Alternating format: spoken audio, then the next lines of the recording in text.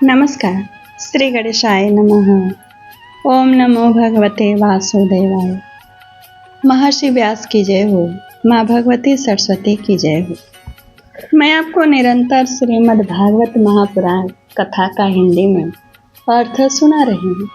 आज चतुर्थ स्कंध से प्रथम अध्याय का हिंदी में अर्थ सुनाऊंगी, जिसमें मनु महाराज की कन्याओं के वंशजों का वर्णन है। प्रथम वीडियो में 33 श्लोक का हिंदी में अर्थ सुना दिया। आज 34वें श्लोक से हिंदी में अर्थ सुनिए कि किसके वंशज हैं बृहस्पति जी, वशिष्ठ जी, रावण, विभीषण, उत्तत्य ऋषि जी, अन्य भी जो ऋषि हैं अगस्त इत्यादि, ये किन के वंशज है। आइए सुनिए। अंगिरा की पत्नी श्रद्धा ने सिनी वाली, कुहू, राका और अनुमति इन 4 कन्याओं को जन्म दिया। इनके सिवा उनके साक्षात भगवान उत्तत्य जी और ब्रह्मनिष्ठ बृहस्पति जी, ये 2 पुत्र भी हुए जो स्वारोचिस मनवंतर में विख्यात हुए। पुलस्त्य जी की उनकी पत्नी हविर्भो से महर्षि अगस्त्य जी और महातपस्वी विश्वा, ये 2 पुत्र हुए। इनमें अगस्त्य जी दूसरे जन्म में जठराग्नि हुए। विश्वा मुनि के इडविडा के गर्भ से यक्षराज कुबेर का जन्म हुआ और उनकी दूसरी पत्नी केशनी से रावण, कुंभकर्ण और विभीषण उत्पन्न हुए। महामते महर्षि पुलह की स्त्री परम साध्वी गति से कर्मश्रेष्ठ वरियान और सहिष्णु, ये 3 पुत्र उत्पन्न हुए। इसी प्रकार क्रतु की पत्नी क्रिया ने ब्रह्म तेज से देदीप्यमान बाल खिल्य आदि 60,000 ऋषियों को जन्म दिया। शत्रुतापन विदुर जी, वशिष्ठ जी की पत्नी ऊर्जा, अरुंधति से चित्रकेतु आदि 7 विशुद्ध चित्त ब्रह्मर्षियों का जन्म हुआ। उनके नाम चित्रकेतु, सुरोचि, विरजा, मित्र, उलबड़, वसु, भृद्यान और द्युमान थे। इनके सिवा उनकी दूसरी पत्नी से शक्ति आदि और भी कई पुत्र हुए। अथर्वा मुनि की पत्नी चित्ती ने दध्यंग यानी दधीची नामक एक तपोनिष्ठ पुत्र प्राप्त किया, जिसका दूसरा नाम अश्वशिरा भी था। अब भृगु के वंश का वर्णन सुनो। महाभाग भृगु जी ने अपने भार्या ख्याति से धाता और विधाता नामक पुत्र तथा श्री नाम की एक भगवत पारायणा कन्या उत्पन्न की। मेरु ऋषि ने अपनी आयाति और नियति नाम की कन्याएं क्रमशः धाता और विधाता को ब्याही। उनसे उनके मृकंड और प्राण नामक पुत्र हुए। उनमें से मृकंड के मार्कंडे और प्राण के मुनिवर वेद शिरा का जन्म हुआ। भृगु जी के एक कवि नामक पुत्र भी थे। उनके भगवान उष्णा शुक्राचार्य हुए। विदुर जी, इन सब मुनीश्वरों ने भी संतान उत्पन्न करके सृष्टि का विस्तार किया। इस प्रकार मैंने तुम्हें यहाँ यह कर्दम जी के 2 हितरों के संतान का वर्णन किया है। जो पुरुष इसे श्रद्धा पूर्वक सुनता है, उसके पापों को यह तत्काल नष्ट कर देता है। ब्रह्मा जी के पुत्र दक्ष प्रजापति ने मनोनंदनी प्रसूति से विवाह किया। उससे उन्होंने सुंदर नेत्रों वाली 16 कन्याएं उत्पन्न की। भगवान दक्ष ने उनमें से 13 धर्म को, एक अग्नि को, एक समस्त पितृगणों को और एक संसार का संहार करने वाले तथा जन्म मृत्यु से छुड़ाने वाले भगवान शंकर को दे दी। श्रद्धा, मैत्री, दया, शांति, तुष्टि, पुष्टि, क्रिया, उन्नति, बुद्धि, मेधा, तितिक्षा, हिरिंग और मूर्ति, ये धर्म की पत्नियां हैं। इनमें से श्रद्धा ने शुभ, मैत्री ने प्रसाद, दया ने अभय, शांति ने सुख, तुष्टि ने मोद और पुष्टि ने अहंकार को जन्म दिया।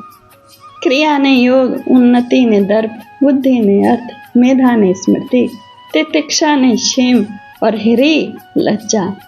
हिरी ने लज्जा, हिरी को लज्जा कहते ने प्रशय यानी विनय नामक पुत्र उत्पन्न किया। समस्त गुणों की खान मूर्ति देवी ने नर नारायण ऋषियों को जन्म दिया। नर नारायण को जन्म दिया। इनका जन्म होने पर इस संपूर्ण विश्व ने आनंदित होकर प्रसन्नता प्रकट की। उस समय लोगों के मन, दिशाएं, वायु, नदी और पर्वत सभी में प्रसन्नता छा गई।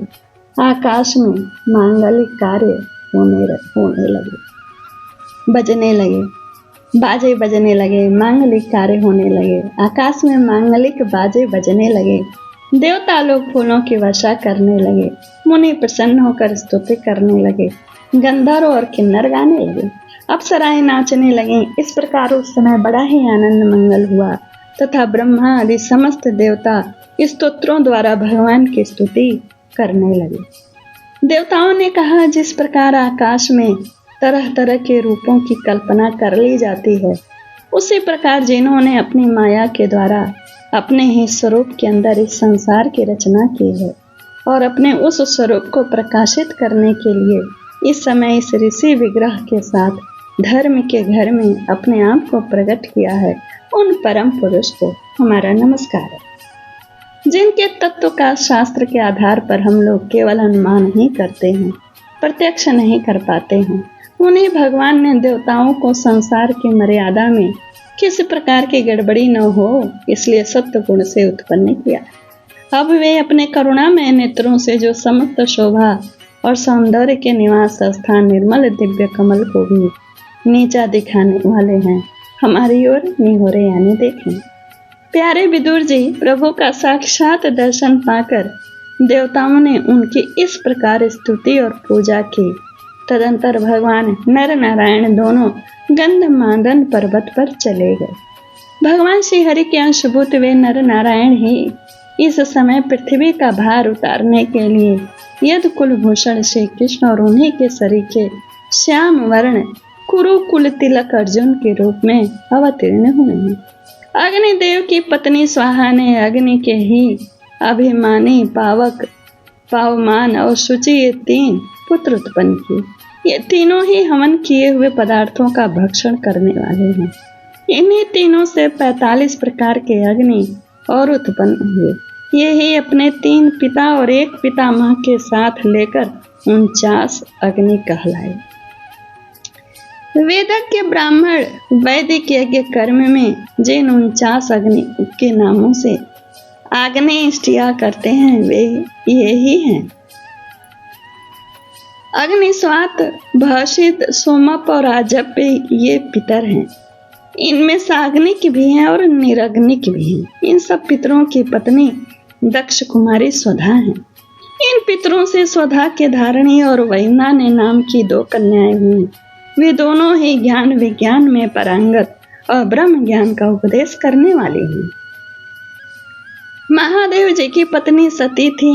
वे सब प्रकार से अपने पतिदेव की सेवा में संलग्न रहने वाली थी, किंतु उनके अपने गुण और शील के अनुरूप कोई पुत्र नहीं हुआ, क्योंकि सती के पिता दक्ष ने बिना ही किसी अपराध के भगवान शिव के प्रतिकूल आचरण किया था। इसीलिए सती ने युवावस्था में ही क्रोधवश योग के द्वारा स्वयं ही अपने शरीर का त्याग कर दिया था। और यह अध्याय यहीं पूर्ण होता है। श्रीमद् भागवते महापुराणे पारमहंस्यां संहितायां चतुर्थ स्कंदे विदुर मैत्रेय